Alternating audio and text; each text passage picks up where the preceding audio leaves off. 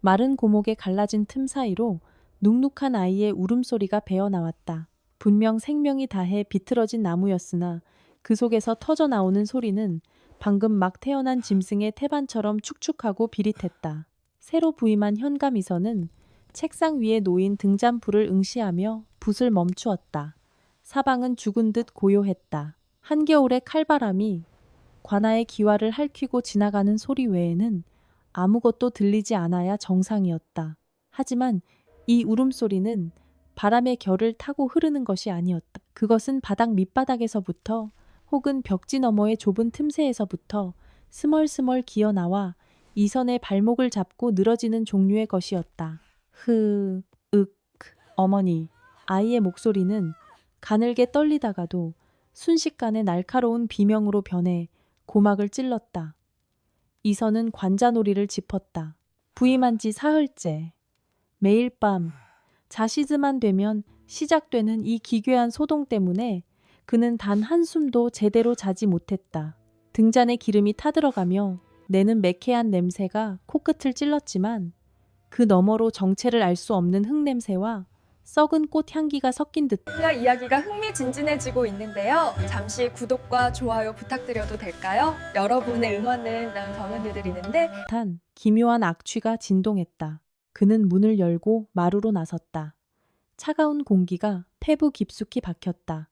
어둠이 짙게 깔린 관아의 뜰은 마치 거대한 짐승의 아가리처럼 입을 벌리고 있었다. 저 멀리 보이는 행랑채 근처에서 늙은 이방이 등불을 들고 다가오는 것이 보였다. 현감사또, 아직, 아니, 주무시고 어찌 나오셨습니까? 이방의 목소리는 지나치게 차분했다. 마치 아무 일도 일어나지 않았다는 듯, 혹은 이 모든 것이 일상의 일부라는 듯한 태도였다. 이선은 미간을 찌푸리며 뜰 한가운데를 가리켰다. 들리지 않는가? 저 울음소리 말이다. 아이가 울고 있지 않은가? 이방은 잠시 멈춰서서 귀를 기울이는 신함을 했다. 하지만 그의 눈은 초점이 없었고 입가에는 기묘한 미소가 걸려 있었다. 사또 노령산맥에서 내려오는 산바람이 문창살을 때리는 소리일 뿐입니다. 이곳은 워낙 지세가 험해 바람 소리가 곡소리처럼 들리곤 하지요. 초저녁부터 술을 한 잔 올릴까요? 잠을 청하시는데 도움이 될 것입니다. 바람 소리라고? 이리도 생생한 원망이 담긴 목소리가 어찌 바람의 장난이란 말이냐. 이선은 이방의 눈을 쏘아보았다. 이방의 눈동자가 등불 아래서 기괴하게 흔들렸다. 그는 겁을 먹은 것이 아니라 무언가를 필사적으로 숨기려 하고 있었다. 이선은 이방의 손을 보았다. 등불을 든 그의 손가락 끝바디가 미세하게 떨리고 있었다. 바람 소리라 치부하면서도 그의 몸은 이미 공포에 질려 본능적으로 반응하고 있었던 것이다. 이선은 이방을 물리고 홀로 뜰로 내려섰다. 신발 바닥을 타고 전해지는 흙의 감촉이 평소보다 훨씬 차갑고 끈적거렸다. 그는 소리의 근원을 향해 발을 뗐다. 울음소리는 관아 뒤편, 오래된 창고가 있는 방향에서 흘러나오고 있었다. 그곳은 잡초가 무성하고 사람의 발길이 끊긴 지 오래된 폐쇄된 구역이었다. 걸음을 옮길수록 공기는 점점 더 무거워졌다. 단순히 기온이 낮은 것이 아니었다. 사방의 소음이 차단되고 오직 자신의 심장 박동 소리와 아이의 울음소리만이 비정상적으로 크게 들려왔다. 흐. 이제 소리는 발밑에서 들려오는 듯했다. 이선은 멈춰서서 바닥을 내려다보았다. 눈이 내리지 않았음에도 불구하고 지면은 마치 누군가 물을 뿌려놓은 듯 젖어 있었다. 그리고 그 젖은 흙 위로 작은 발자국들이 선명하게 찍혀 있었다. 맨발의 아이가 남긴 것 같은 그 발자국들은 창고에 굳게 닫힌 문 앞에서 멈춰 있었다. 창고 문에 걸린 자물쇠는 녹슬어 붉은 피를 흘리는 것처럼 보였다. 이선이 손을 뻗어 자물쇠를 만지려 하자 등 뒤에서 서늘한 기운이 확 끼쳐왔다. 그곳은 열지 않으시는 게 좋습니다. 언제 다가왔는지 이방이 다시 뒤에 서 있었다. 그의 목소리는 이제 아까와 달리 낮고 위협적이었다. 전임 현감 사또께서도 그 소리를 쫓으려 하셨지요. 하지만 결국 보지 말아야 할 것을 보셨고 지금은 미치광이가 되어 산속을 헤매고 계십니다. 사또, 귀를 닫으십시오. 이곳의 땅은 원한을 먹고 자랍니다. 소리에 답하는 순간 사또께서도 저 소리의 일부가 될 것입니다. 이선은 이방의 경고를 무시하고 창고 문틈에 눈을 가져다 댔다. 문틈 사이로 보이는 것은 칠흑 같은 어둠뿐이었다. 하지만 그 어둠 속에서 무언가가 움직였다. 아주 작고 하얀 손 하나가 허공을 더듬으며 이선을 향해 뻗어나오고 있었다. 손톱 밑에는 검은 흙이 가득 차 있었고 손가락 마디마디는 꺾인 채 기괴하게 뒤틀려 있었다. 그 순간 아이의 울음소리가 멈췄다. 대신 소름 끼치는 웃음소리가 귓전을 때렸다. 찾았다. 아이의 목소리였다. 그것은 이선의 귓속에 대고 직접 속삭이는 듯 했다. 이선은 뒷걸음질 쳤지만 이미 늦었다는 사실을 직감했다.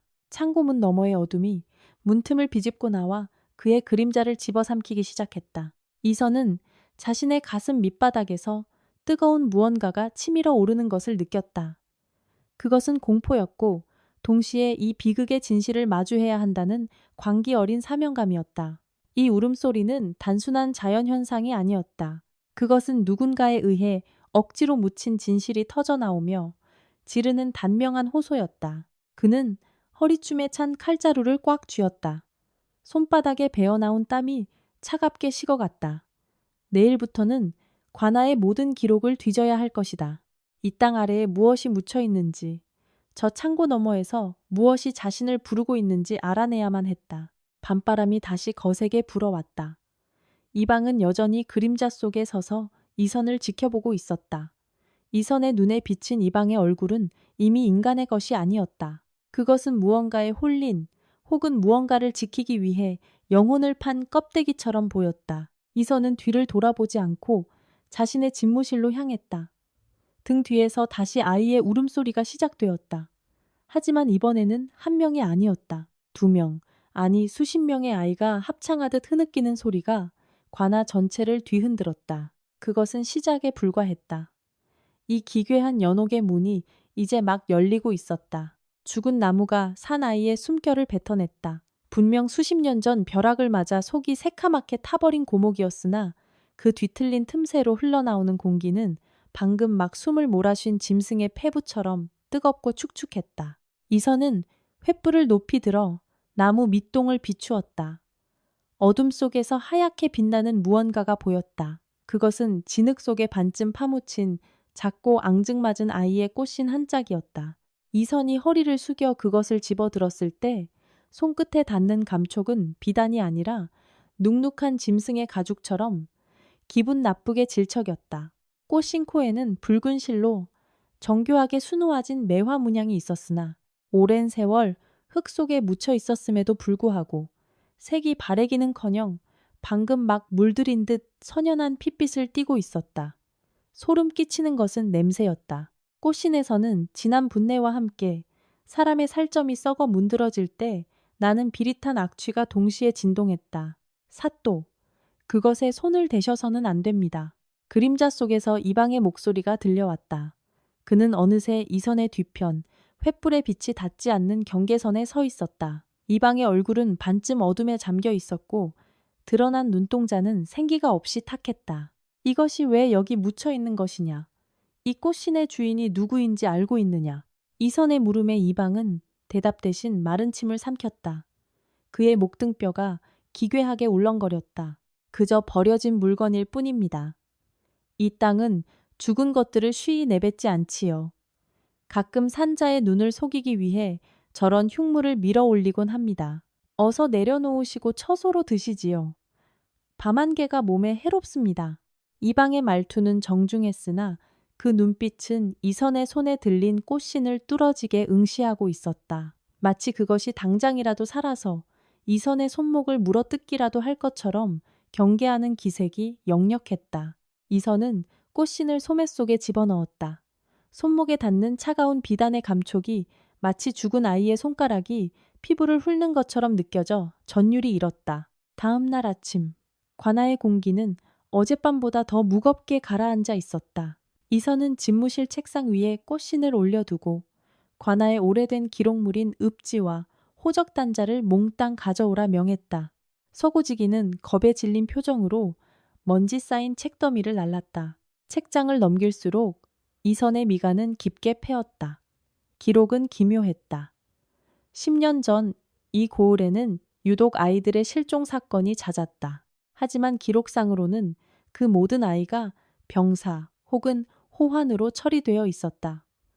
더 이상한 점은 실종된 아이들의 나이와 성별이었다. 모두 7살을 넘기지 않은 계집 아이들이었으며 실종된 날짜는 예외 없이 가뭄이 극심했던 해의 동짓날 전후였다. 이선은 붓을 들어 기록되지 않은 공백을 추적하기 시작했다.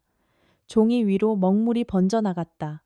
그런데 갑자기 방 안의 온도가 급격히 떨어졌다. 한낮의 태양이 창살을 투과하고 있었음에도 불구하고 등 뒤에서 누군가 얼음물을 끼얹은 듯한 한기가 느껴졌다. 사각 사각 종이를 긁는 소리가 들렸다. 이선은 붓을 멈췄다. 소리는 이선의 손 아래가 아니라 책상 위에 놓인 꽃신 안쪽에서 나고 있었다.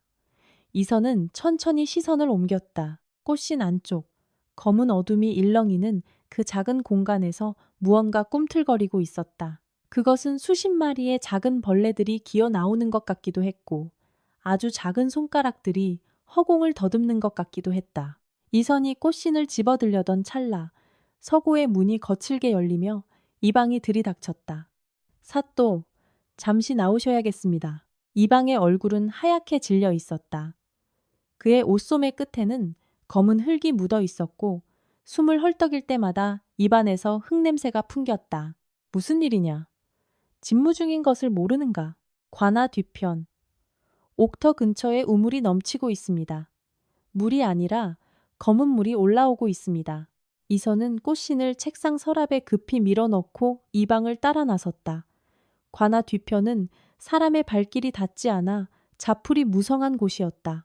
그곳에는 오래전 폐쇄된 우물이 하나 있었는데 돌로 덮어놓았던 덮개가 옆으로 밀려나 있었다. 우물가에 다가가자 역겨운 냄새가 코를 찔렀다. 이방의 말대로 우물에서는 시커먼 액체가 꿀렁거리며 솟구치고 있었다. 그것은 물이라기보다는 썩은 피와 오물이 섞인 진흙에 가까웠다. 액체가 넘쳐 흐른 자리에는 기괴한 무늬가 남았는데 그것은 마치 수많은 아이가 손바닥으로 땅을 짚고 기어간 것 같은 형상이었다. 이선은 우물 안을 들여다보았다. 깊은 어둠 속에서 무언가 하얀 것들이 둥둥 떠 있었다. 횃불을 가까이 대자 그것들의 정체가 드러났다. 사람의 뼈였다. 아주 작고 가느다란 아이들의 유골이었다. 수십, 아니 수백 점은 되어 보이는 뼈들이 검은 액체 속에서 서로 뒤엉켜 소용돌이치고 있었다. 그 유골들 사이로 어젯밤 보았던 것과 똑같은 문양의 꽃신들이 수십 켤레나 떠올랐다. 이것이 대체 무엇이란 말이냐? 이선이 포효하듯 외치며 이방의 멱살을 잡았다. 이방은 저항하지 않았다. 대신 그는 기괴하게 고개를 꺾으며 이선의 어깨 너머를 응시했다. 제가 말씀드리지 않았습니까? 이 땅은 원한을 먹고 자란다고. 사또께서 꽃신을 집어드신 순간 그것들이 길을 찾은 것입니다. 그때였다. 우물 속에서 들려오던 울렁거림이 멈췄다. 정적이 찾아온 관아 뒷마당에 가늘고 쉰 목소리가 울려 퍼졌다. 내 신발 내놔. 목소리는 우물 안이 아니라 이선의 바로 뒤에서 들렸다. 이선은 굳은 몸을 천천히 돌렸다. 그곳에는 아무도 없었다. 하지만 이선이 서 있던 땅 위로 방금 막 젖은 흙을 밟은 듯한 작은 발자국들이 하나둘씩 찍히기 시작했다.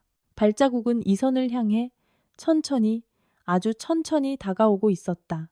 이선은 본능적으로 자신의 품을 더듬었다. 아까 서랍에 넣어두었다고 생각한 꽃신이 어느새 그의 도포 자락 안쪽에서 뜨겁게 달아오르고 있었다. 꽃신이 닿은 살점이 타들어가는 듯한 통증이 느껴졌다. 발자국은 이선의 발치 앞에서 멈추었다. 공기 중으로 아이의 젖은 머리카락 냄새가 확 끼쳐왔다. 보이지 않는 존재가 이선의 다리를 붙잡고 기어오르는 듯한 무게감이 느껴졌다. 이선은 비명을 지르려 했으나 목소리가 나오지 않았다. 그 순간 관아의 모든 문청이 동시에 덜컹거리며 열렸다 닫히기를 반복했다. 마치 보이지 않는 수백 명의 아이가 관아 안으로 난입한 것처럼 사방에서 발소리가 들끓었다. 이방은 그 자리에 무릎을 꿇고 엎드려 알 수 없는 주문을 외우기 시작했다. 그의 입술 사이로 검은 흙이 흘러내렸다. 이선은 가슴팍을 움켜쥐고 주저앉았다. 소매 속의 꽃신이 점점 무거워지더니 급기야 이선의 갈비뼈를 짓누르기 시작했다. 어둠 속에서 다시 아이의 웃음소리가 들렸다. 찾았다. 우리 언니 신발. 이선의 시야가 붉게 물들기 시작했다. 그는 정신을 잃기 직전 자신의 집무실 쪽에서 걸어 나오는 거대한 그림자를 보았다. 그것은 사람의 형상을 하고 있었으나 머리 대신 뒤틀린 고목의 뿌리가 돋아나 있었고 온몸에는 수백 켤레의 꽃신이 넝마처럼 매달려 있었다. 그 괴물 같은 형체가 이선을 향해 손을 뻗었다. 그 손가락 끝에는 흙 묻은 아이의 손톱들이 덕지덕지 붙어 있었다. 이선은 차가운 바닥에 쓰러지며 서랍 속에 남겨두었던 기록의 마지막 문장을 떠올렸다. 기근이 드네 신을 달래기 위해 아이의 발을 자르고 꽃신을 신겨 나무 밑에 묻으니. 괴물의 손이 이선의 목을 감싸 쥐었다. 이선의 의식은 깊은 우물 속 검은 물밑으로 가라앉기 시작했다. 관아 전체를 뒤덮은 아이들의 곡소리가 비명보다 날카롭게 고막을 파고들었다. 아직 진실의 문턱조차 넘지 못했는데 죽음이 먼저 그의 발목을 낚아채고 있었다. 하얀 유골들이 살을 피워내기 시작했으나 그 살은 차가운 진흙으로 빚어져 있었다. 이선이 정신을 차렸을 때 가장 먼저 느껴진 것은 폐부를 찌르는 축축한 흙내음과 입안 가득 고인 비릿한 쇠맛이었다. 눈을 뜨자마자 보인 것은 관아의 천장이 아니라 구름에 가려진 희끄무레한 달빛과 자신을 내려다보는 이방의 그림자였다. 이방은 여전히 무릎을 꿇은 채였으나 그의 눈동자는 초점을 잃고 상하좌우로 기괴하게 비틀거리고 있었다. 이선은 가슴팍을 움켜쥐었다. 도포자락 안에 숨겼던 꽃씨는 마치 심장이라도 된 듯 박동하고 있었다. 쿵, 쿵, 쿵. 그것은 살아있는 생명체의 고동이 아니라 억울하게 죽어간 이가 관 뚜껑을 두드리는 소리였다. 이선은 비틀거리며 일어났다. 우물가 주변의 검은 물은 어느새 땅속으로 스며들었지만 진흙 위에는 여전히 수백 개의 작은 발자국들이 어지럽게 찍혀 있었다. 사또, 보셨습니까? 이방의 목소리가 갈라진 논바닥처럼 갈라져 나왔다. 그의 입술은 검은 흙으로 뒤덮여 있었고 말을 할 때마다 부서진 흙가루가 바닥으로 떨어졌다. 무엇을 보았단 말이냐? 이 고울의 기초는 돌과 흙이 아닙니다. 아이들의 울음소리와 잘려나간 발목들이 이 관아의 기둥을 받치고 있지요. 사또께서 건드리신 것은 단순한 유물이 아니라 이 고울이 오랫동안 숨겨온 거대한 무덤의 입구입니다. 이선은 이방의 멱살을 잡아챘다. 손끝에 닿는 이방의 목덜미는 시신처럼 차가웠다. 하지만 이선은 멈추지 않았다. 공포가 임계점을 넘어서자 그것은 차가운 분노와 집착으로 변질되었다. 그는 이방을 바닥에 내팽개치고 다시 집무실로 향했다. 등 뒤에서 이방의 기괴한 웃음소리가 들려왔으나 돌아보지 않았다. 집무실 책상 위에는 아까 가져온 낡은 기록물들이 흩어져 있었다. 이선은 촛불을 켰다. 촛불의 불꽃이 푸르스름한 빛을 내며 일렁였다. 그는 미친 듯이 종이를 넘겼다. 10년 전, 아니 그보다 조금 더 거슬러 올라간 시점의 기록을 찾아야 했다. 손가락 끝에 닿는 종이의 질감이 마치 마른 가죽처럼 느껴졌다. 마침내 한 기록에 시선이 멈췄다. 7년 전, 이 고을의 가장 큰 부호였던 권진사의 외동딸이 실종된 사건이었다. 기록에 따르면 아이는 대낮에 마당에서 놀다가 흔적도 없이 사라졌다. 당시 고을은 발칵 뒤집혔고 전임 현감은 대대적인 수색을 벌였다. 그리고 사흘 뒤 권진사 댁의 어린 머슴이었던 돌쇠가 범인으로 지목되었다. 기록은 지독하리만치 간결했다. 돌쇠의 방에서 아이의 옷가지가 발견되었고 고문에 못 이긴 그는 아이를 유괴해 산속에 버렸다고 자백했다는 내용이었다. 돌쇠는 그해 가을 제대로 된 재판도 없이 처형되었다. 그러나 이선의 눈을 번뜩이게 한 것은 그 다음 문장이었다. 시신은 끝내 발견되지 않았으며 범인은 처형 직전까지 자신의 무죄를 주장하며 혀를 깨물었다. 이선은 붓을 꽉 쥐었다. 기록의 여백에 누군가 아주 작은 글씨로 적어놓은 주석이 보였다. 그것은 먹이 아니라 손톱으로 긁어 새긴 듯한 자국이었다. 신을 신기지 못한 아이는 돌아오지 못한다. 나무는 신발을 원한다.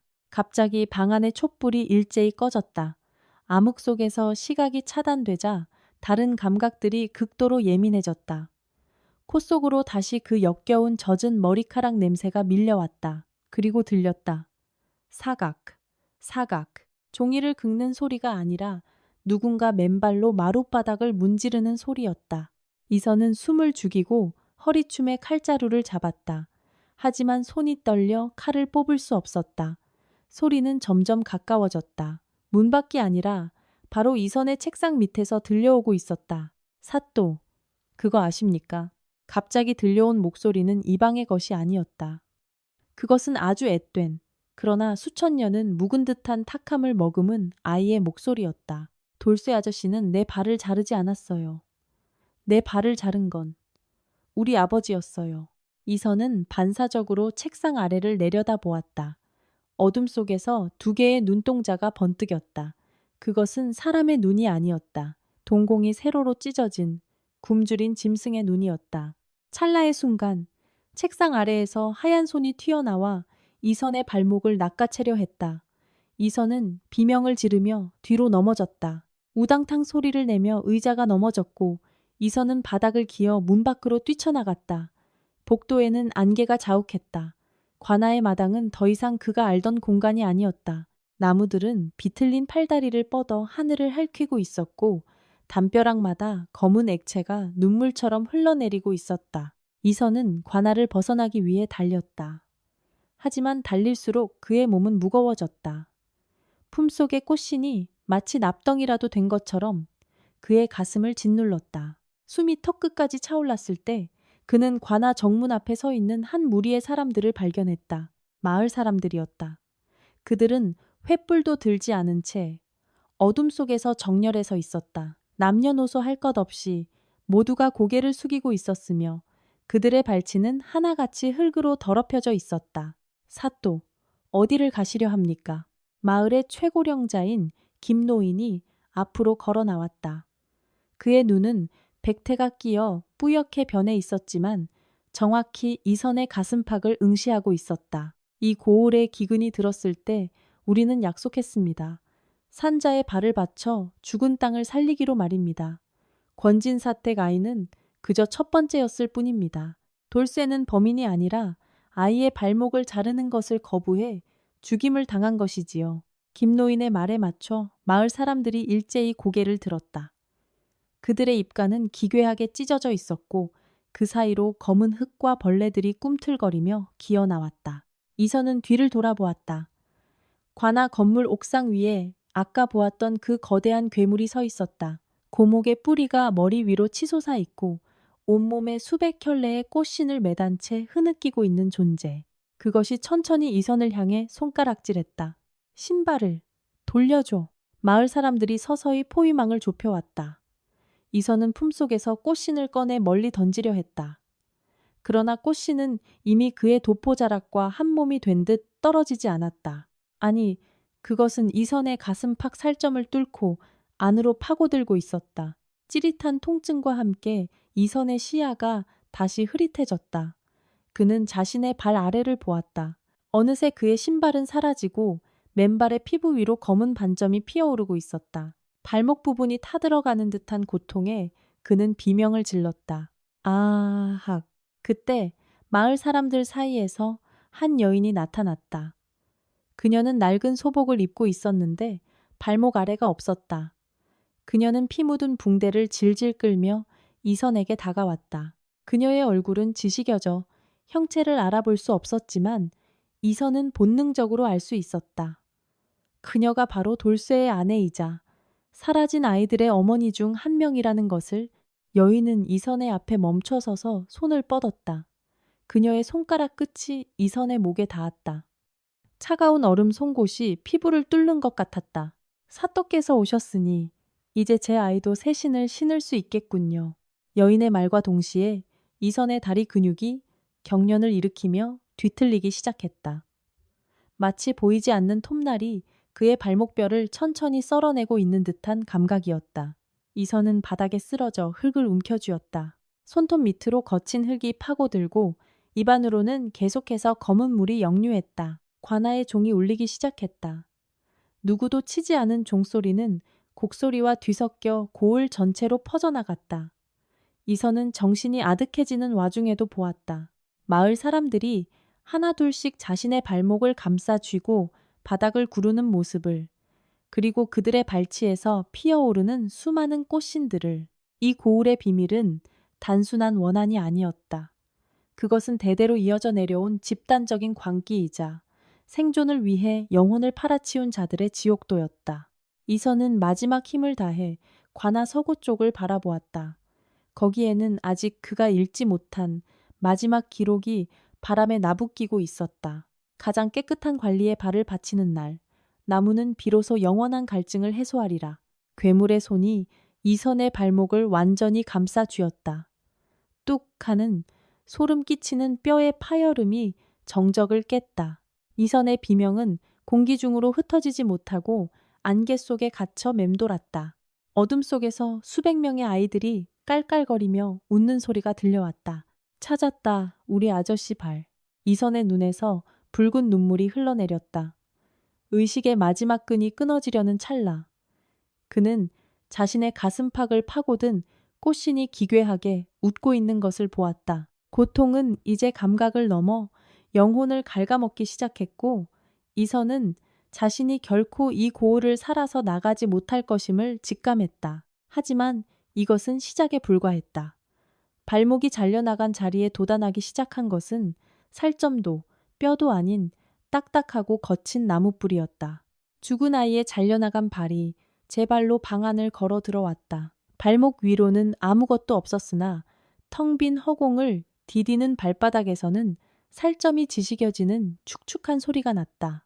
이선은 자신의 다리에서 뻗어나온 나무뿌리가 바닥을 뚫고 내려가는 고통 속에서도 눈을 뗄 수 없었다. 그것은 환각이 아니었다. 방 안 가득 진동하는 비릿한 흙내음과 썩은 피의 악취가 이선의 폐부를 찔렀다. 뿌리는 이미 이선의 무릎까지 타고 올라와 살점을 가르고 뼈를 비틀며 자리를 잡았다. 비명을 지르려 해도 입안 가득 들어찬 검은 흙덩어리가 목구멍을 막았다.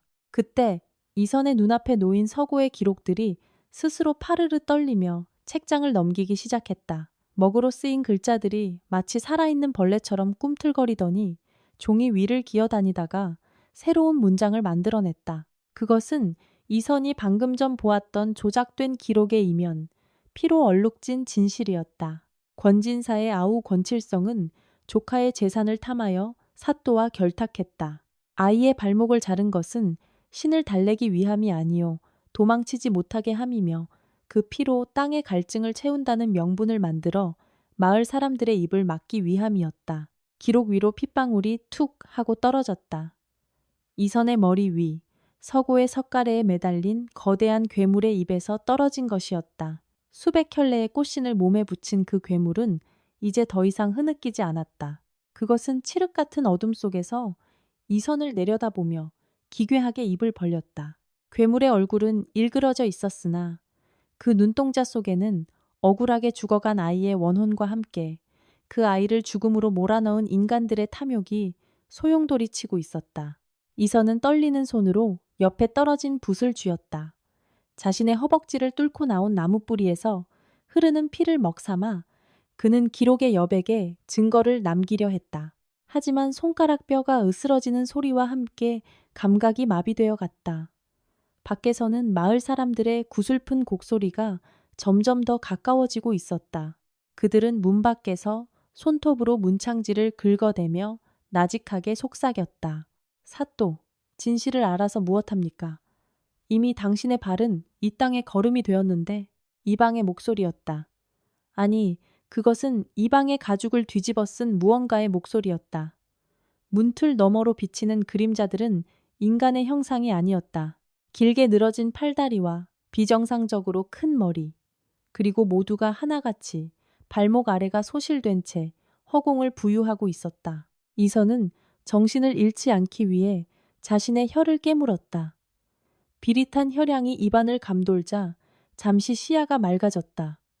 그는 보았다. 서고 구석, 궤장 밑에 숨겨진 또 다른 서류 뭉치를. 그것은 전임 사또가 권칠성으로부터 받은 뇌물의 목록과 아이를 살해하기 위해 사용했던 톱의 행방이 적힌 비밀 장부였다. 마을 전체가 거대한 무덤이었고 그 무덤을 지탱하는 것은 억울한 죽음 위에 쌓아 올린 거짓의 성벽이었다. 이곳에 정의 따위는 없었다. 이선은 겨우 흙을 뱉어내며 신음하듯 내뱉었다. 돌쇠는 범인이 아니었다. 그는 아이를 살리려다 발목이 잘린 채 산채로 매장당한 유일한 목격자였다. 마을 사람들은 자신들의 안위를 위해 돌쇠에게 모든 죄를 뒤집어 씌웠고 권칠성은 조카의 재산을 가로채 고을의 실세가 되었다. 그들이 섬기는 나무는 신령이 아니라 인간의 죄악을 먹고 자란 저주의 집합체였다. 갑자기 서구의 문이 거칠게 열렸다. 안개가 방 안으로 휘몰아치며 촛불을 완전히 꺼뜨렸다. 암흑 속에서 이선의 다리를 갉아먹던 통증이 멈췄다. 대신 차가운 금속의 감촉이 그의 발목에 닿았다. 사각사각 뼈를 써는 소리가 고요한 방 안에 울려 퍼졌다. 새 신을 신으셔야지요, 사또나리. 어둠 속에서 권칠성의 얼굴이 떠올랐다. 아니, 그것은 권칠성의 얼굴을 한 나무 껍질이었다. 그의 손에는 녹슨 톱이 들려 있었고 그 톱날 사이사이에는 말라붙은 아이의 살점이 끼어 있었다. 이선은 필사적으로 몸을 뒤틀었지만 이미 몸의 절반이 나무가 된 그는 움직일 수 없었다. 그때 이선의 품속에 있던 꽃신이 기괴한 광채를 내뿜기 시작했다. 꽃신에서 뻗어나온 붉은 실들이 권칠성의 팔을 휘감았다. 실은 살점을 파고들어 혈관을 타고 올라갔고 권칠성은 비명을 지르며 뒤로 물러났다. 괴물은 천장에서 내려와 권칠성의 어깨를 움켜쥐었다. 수백 개의 꽃신이 일제히 입을 벌려 권칠성의 비명을 집어삼켰다. 이선은 그 틈을 타 바닥을 기었다. 잘려나간 발 대신 나무 뿌리가 바닥을 긁으며 불쾌한 소리를 냈다. 그는 서고 밖으로 나가야 했다. 이 추악한 진실을 관아 박세상에 알려야 했다. 그러나 관아 마당은 이미 수천 개의 발목들이 땅을 뚫고 솟아올라 이선의 길을 막고 있었다. 발목들은 마치 숲을 이룬 듯 출렁이며 이선을 향해 서서히 좁혀왔다. 마을 사람들은 이제 마당 한가운데에 무릎을 꿇고 앉아 있었다.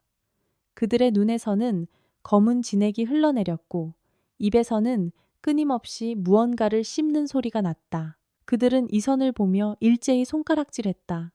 당신도 우리와 같아질 것이다. 이 땅의 갈증은 아직 가시지 않았으니까. 이선은 관아 정문을 향해 손을 뻗었다. 하지만 정문 너머로 보이는 마을의 풍경은 그가 알던 곳이 아니었다. 집들은 모두 거대한 나무 뿌리에 짓눌려 붕괴해 있었고 하늘에서는 검은 눈 대신 사람의 손톱들이 비처럼 쏟아지고 있었다. 가장 끔찍한 것은 자신의 몸이었다. 이선은 자신의 손을 내려다보았다. 손가락 끝에서 푸른 잎사귀가 돋아나고 있었다. 혈관은 나무의 결처럼 딱딱하게 굳어갔고 심장 박동은 느려지다 못해 대지의 진동과 동화되어 갔다. 그 순간 서고 깊은 곳에서 아이의 웃음소리가 들렸다. 아까 보았던 그 앳된 목소리였다. 사또, 내 발 찾았어요? 이선은 고개를 돌렸다. 안개 속에서 한 아이가 걸어 나오고 있었다. 아이는 이선이 품고 있던 지금은 그의 가슴팍 살점과 뒤섞인 그 꽃신을 신고 있었다. 그런데 아이의 발 아래를 본 이선의 눈동자가 공포로 뒤틀렸다. 아이가 신고 있는 것은 꽃신이 아니었다. 그것은 이선의 잘려나간 진짜 발이었다. 이선은 자신의 발치를 보았다. 그곳에는 피 묻은 뼈마디만이 앙상하게 남은 채 나무 뿌리가 그 빈자리를 메우기 위해 꿈틀거리며 살을 뚫고 나오고 있었다. 진실을 밝히기도 전에 그는 이 고을의 일부가 되어가고 있었다. 멀리서 마을의 종소리가 다시 울렸다. 댕댕 소리가 울릴 때마다 이선의 의식은 한 뼘씩 어둠 속으로 가라앉았다. 그는 마지막 힘을 쥐어짜서고 벽면에 자신의 피로 한 글자를 적어 내려갔다. 하지만 그가 쓴 글자는 채 마르기도 전에 검은 곰팡이에 뒤덮여 사라졌다. 관아의 거대한 고목이 진동하며 가지를 뻗어 이선의 몸을 감싸 안았다. 나무 껍질이 그의 피부를 덮고 뿌리가 그의 뼈를 단단히 고정했다. 이선은 비명을 지르려 했으나 이제 그의 입에서는 오직 바람에 흔들리는 나뭇잎 소리만이 새어나왔다. 어둠 속에서 수천 개의 눈동자가 이선을 지켜보고 있었다. 마을 사람들은 이제 이선의 발치에 모여들어 절을 하기 시작했다. 그들의 기괴한 찬송가가 고을 가득 울려 퍼지는 가운데 이선은 보았다. 관아 정문으로 새로운 가마 한 대가 들어오는 것을. 가마 문이 열리고 정갈한 관복을 입은 사내의 발이 땅을 디뎠다. 이곳이 새로 부임할 고을인가? 새로운 재물이 도착했다는 신호에 고목은 기쁘다는 듯 온몸을 비틀며 전율했다. 이선은 나무 속에 갇힌 채 새로운 사내를 향해 소리 없는 비명을 내질렀다. 하지만 사내의 눈에는 오직 울창하고 아름다운 고목 한 그루만이 보일 뿐이었다. 사내가 이선나무에게 다가와 손을 얹었다. 그 순간 이선의 가슴팍에 박혀있던 꽃신이 비릿한 웃음을 지으며 사내의 그림자를 낚아챘다. 죽은 아이가 따뜻한 고기 반찬을 내밀며 사또에게 절을 올렸다. 김이 모락모락 피어오르는 밥상머리 앞에는 아이의 잘려나간 두 발이 정갈하게 놓여 있었다. 환영이었다. 이선은 입안 가득 고인 흙을 뱉어내며 눈을 떴다.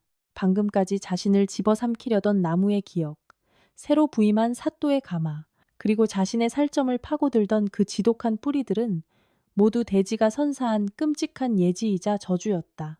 관아서고의 공기는 여전히 비릿한 혈향과 눅눅한 곰팡이 냄새로 가득했다. 이선의 다리는 이미 무릎 아래로 감각이 없었다. 나무 뿌리가 뼈를 관통해 바닥 깊숙이 박혀 있었지만 그는 멈추지 않았다. 그는 옆에 떨어진 뇌물 장부와 비밀 문서를 품에 안고 부러진 붓대를 칼처럼 쥐었다. 권칠성, 내 이놈.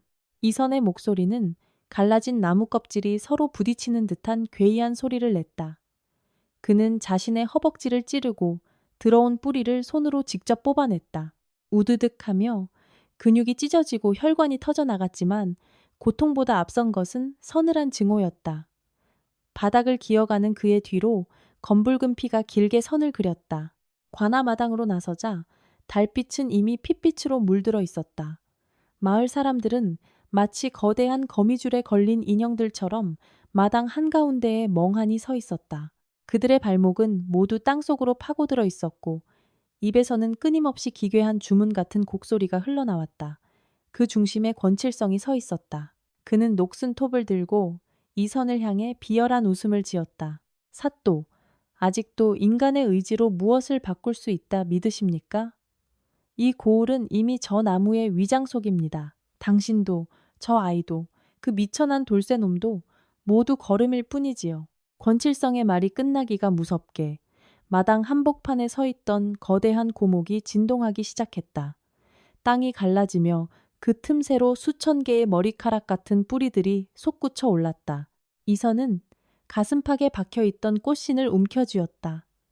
그것은 더 이상 비단 신이 아니었다. 억울하게 죽어간 아이의 원혼이 응축된 심장이었다. 이선은 비틀거리며 관아 정문을 향해 소리쳤다. 이방! 그리고 살아있는 포졸들은 듣거라. 권칠성은 제 조카를 죽이고 그 재산을 가로챘으며 무고한 돌쇠에게 죄를 씌워 이 고을을 저주의 소굴로 만들었다. 이 장부가 그 증거다. 어둠 속에서 이방의 눈동자가 흔들렸다. 나무 껍질 같던 그의 피부가 잠시 인간의 색을 되찾았다. 공포에 질려있던 마을 사람들의 눈에 서서히 생기가 돌아오기 시작했다. 진실이라는 날카로운 칼날이 마을 전체를 뒤덮고 있던 기만과 망각의 안개를 찢어발긴 것이다. 사또의 말이 맞다. 내 눈으로 보았어. 권 영감이 아이의 발을. 누군가의 떨리는 목소리가 정적을 깨뜨렸다. 한 번 터져나온 진실은 본물처럼 쏟아졌다. 마을 사람들은 자신들이 외면했던 기억들을 토해내기 시작했다. 그들이 나무를 섬겼던 것은 경외심 때문이 아니라 자신들의 방관을 정당화하기 위한 비겁한 합리화였음을 깨달은 것이다. 분노한 민중의 외침이 거세지자 거대한 나무가 괴성을 지르며 뒤틀렸다. 권칠성은 당황한 듯 톱을 휘둘렀으나 이미 땅속에서 솟아난 붉은 실들이 그의 사지를 결박하고 있었다. 이선은 피 묻은 손으로 나무 밑동을 가리켰다. 파헤쳐라. 저 나무 아래 아이의 억울한 뼈가 잠들어 있다. 포졸들과 장정들이 달려들어 나무 아래를 파헤치기 시작했다. 뿌리가 그들의 손을 핥히고 살점을 떼어냈지만 진실을 향한 광기는 저주보다 강했다. 마침내 거대한 뿌리 뭉치 사이에서 작은 유골함 하나가 모습을 드러냈다. 아이의 해골은 두 발이 잘려나간 채 이선이 가지고 있던 꽃신과 똑같은 모양의 나무 조각을 품고 있었다.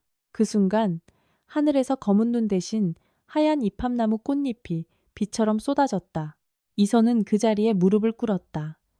그는 자신의 생명이 다해가고 있음을 느꼈다. 나무와 동화되었던 다리는 이제 감각을 잃고 딱딱하게 굳어 석상처럼 변해가고 있었다. 하지만 그는 멈추지 않았다. 그는 아이의 유골 앞에 정성스럽게 꽃신을 놓았다. 그리고 미리 준비해 두었던 천도제의 충문을 낭독하기 시작했다. 원통한 넋이여, 발없는 육신으로 어둠을 헤매지 마라. 이 신을 신고 네가 가야 할 밝은 곳으로 걸어가거라. 죄 지은 자들은 내가 이곳에 남아 끝까지, 지옥 끝까지 끌고 갈 터이니.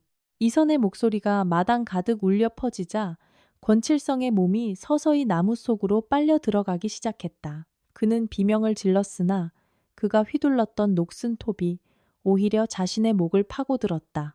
마을 사람들은 공포와 참회 속에서 일제히 엎드려 통곡했다.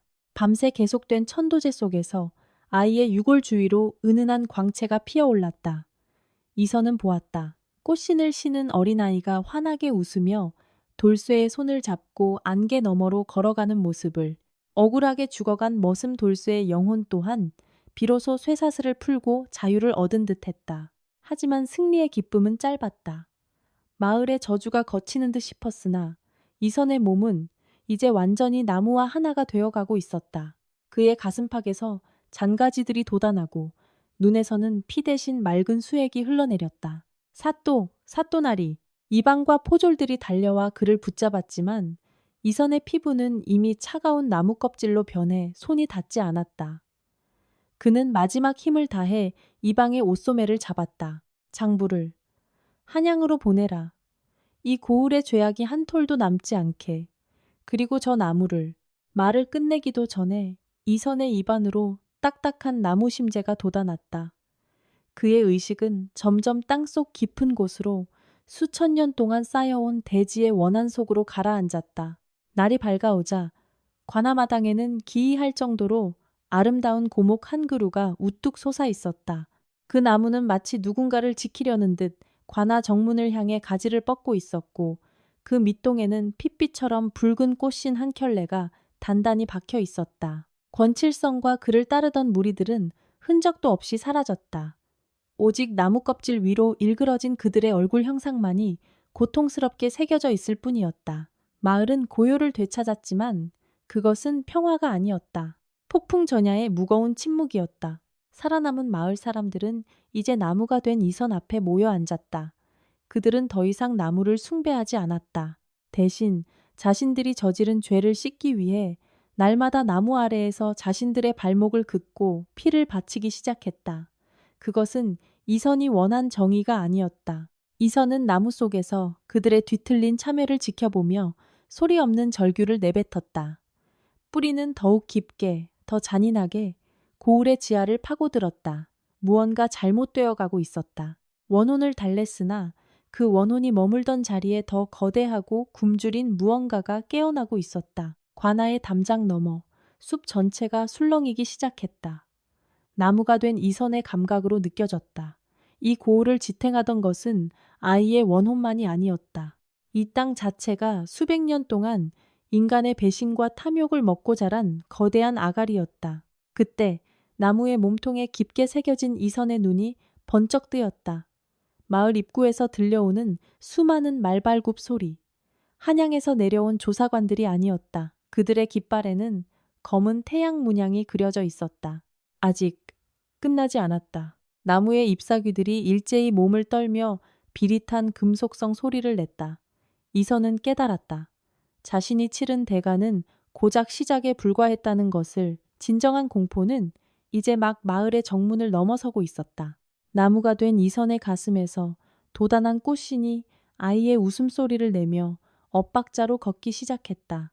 생명이 없는 가죽과 비단이 스스로 꿈틀대며 나무줄기를 타고 올라가는 광경은 기괴한 생명력을 뿜어냈다. 관아마당을 가득 채운 이팝나무 꽃잎은 하얀 눈처럼 보였으나 그것이 바닥에 닿는 순간 찐득한 혈흔으로 변해 땅을 적셨다. 공기는 비릿한 쇠냄새와 썩은 나무 껍질의 악취로 뒤섞여 숨을 쉴 때마다 폐부를 날카롭게 찔러댔다. 권칠성은 비명을 지를 기회조차 박탈당했다.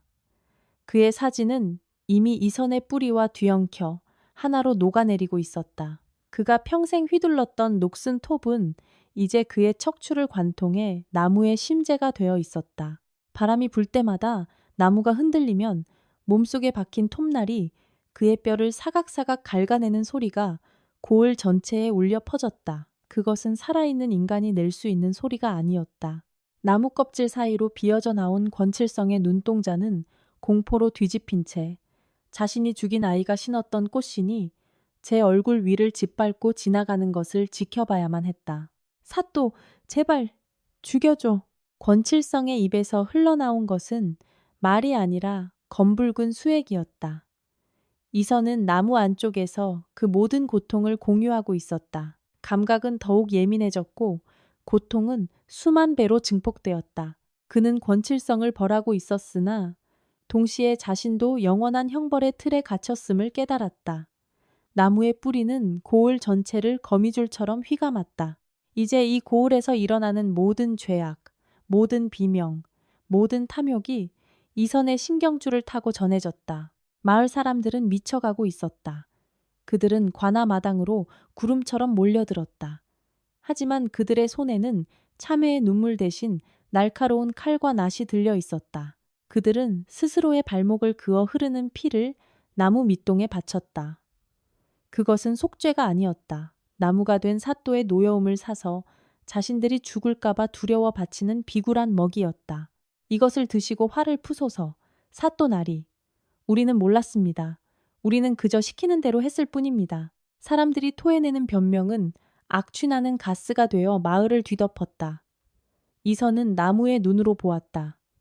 그들이 바치는 피 속에는 여전히 시커먼 탐욕이 섞여 있었다. 누군가는 권칠성이 남긴 재산을 차지할 궁리를 하고 있었고 누군가는 이 저주받은 나무의 잎사귀를 팔아 약재로 쓸 생각을 하고 있었다. 인간의 본성은 이 끔찍한 지옥도 앞에서도 변하지 않았다. 그때였다. 고을 정문 너머에서 들려오던 말발굽 소리가 멈췄다. 검은 태양이 그려진 깃발을 든 사내들이 관아 마당으로 들이닥쳤다. 그들은 조정에서 보낸 관리들이 아니었다. 그들의 눈은 감정이 거세된 유리구슬처럼 차갑게 빛났다. 그들의 우두머리로 보이는 자가 말에서 내려 나무가 된 이선 앞에 섰다. 그는 피냄새를 즐기듯 깊게 숨을 들이마셨다. 과연 원혼의 정수가 맺힌 귀목괴 1호군. 이 정도의 원한이라면 황궁의 지하를 지탱하기에 충분하겠어. 그는 품 안에서 금으로 된 부적과 검은 도끼를 꺼냈다. 이선은 본능적으로 거대한 공포를 느꼈다. 이들은 저주를 풀러온 자들이 아니었다. 이 거대한 원한의 덩어리를 수확하러 온 사냥꾼들이었다. 그들은 마을 사람들을 가차없이 베어 넘기기 시작했다. 비명이 난무하고 사방의 선혈이 낭자했다. 나무 아래에서 피를 바치던 사람들은 이제 자신들의 목숨을 제물로 바치며 나무 위로 쓰러졌다. 이선의 의식 속에서 아이의 웃음소리가 울음소리로 변했다. 꽃씨는 이제 피에 젖어 검게 변해버렸다. 이선은 저항하려 했다. 뿌리를 뻗어 그들을 휘감고 가지를 휘둘러 도끼를 쳐내려 했다. 하지만 그가 움직일 때마다 권칠성의 비명은 더욱 커졌고 나무에 새겨진 억울한 영혼들의 얼굴이 고통으로 뒤틀렸다. 인간의 정의라. 가당치도 않군. 검은 옷의 사내가 비웃으며 이선의 몸통에 도끼를 박아 넣었다. 콰직 하고 생살이 찢어지는 고통이 이선의 영혼을 난도질했다. 나무에서는 피보다 진한 검은 진액이 쏟아져 나왔다. 그 진액이 닿는 곳마다 땅이 썩어 들어가고 생명이 꺼졌다. 이선은 깨달았다. 자신이 이룬 복수는 정의가 아니라 더 거대한 악을 불러들이는 초대장이었다는 것을. 밤이 깊어지자 관아는 침묵에 잠겼다. 아니, 그것은 침묵이 아니라 소리를 잃은 아비규환이었다. 검은 태양의 무리는 나무를 통째로 뽑아내기 위해 땅을 파헤쳤다. 이선의 뿌리에 엉겨 붙어 있던 권칠성의 유골과 아이의 유골함이 지상으로 끌어올려졌다. 이선은 이제 인간으로서의 기억을 잃어가고 있었다. 오직 차가운 분노와 끊임없는 갈증만이 남았다. 이제 고을에는 산 사람이 남지 않았다. 모두가 나무의 거름이 되었거나 검은 사내들의 칼에 쓰러졌다. 달빛조차 닿지 않는 어둠 속에서 이선이었던 나무는 기이한 빛을 내뿜으며 떨고 있었다. 그의 가지 끝에는 꽃 대신 사람의 손가락을 닮은 열매들이 맺히기 시작했다. 그 열매들은 바람이 불 때마다 서로 부딪히며 속삭였다. 도망쳐. 여기선 아무도 나갈 수 없어. 다음 날 아침.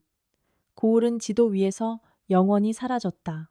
안개만이 자욱한 그곳에는 오직 한 그루의 거대한 나무와 그 밑동에 버려진 낡고 핏빛으로 물든 꽃신 한 켤레만이 남았다. 누구든 그 숲에 발을 들이는 자는 다시는 돌아오지 못했다. 다만 숲 깊은 곳에서 누군가 톱질을 하는 기분, 나쁜 소리와 어린아이의 가느다란 웃음소리가 들려올 뿐이었다. 저주는 끝나지 않았다. 그것은 이제 막 뿌리를 내렸을 뿐이다. 이선은 나무 속에서 영원히 눈을 뜬 채 다음 희생자가 숲의 경계를 넘기를 기다리고 있었다. 그의 눈은 이제 나무 껍질의 옹이가 되어 숲을 지나는 모든 생명의 영혼을 꿰뚫어 보고 있었다. 당신이 만약 길을 잃고 이 숲에 들어서게 된다면, 그리고 발치에서 낡은 꽃신 한 켤레를 발견한다면, 당신은 그것을 신고 도망치겠습니까? 아니면 그 자리에 서서 나무의 부름에 응하시겠습니까?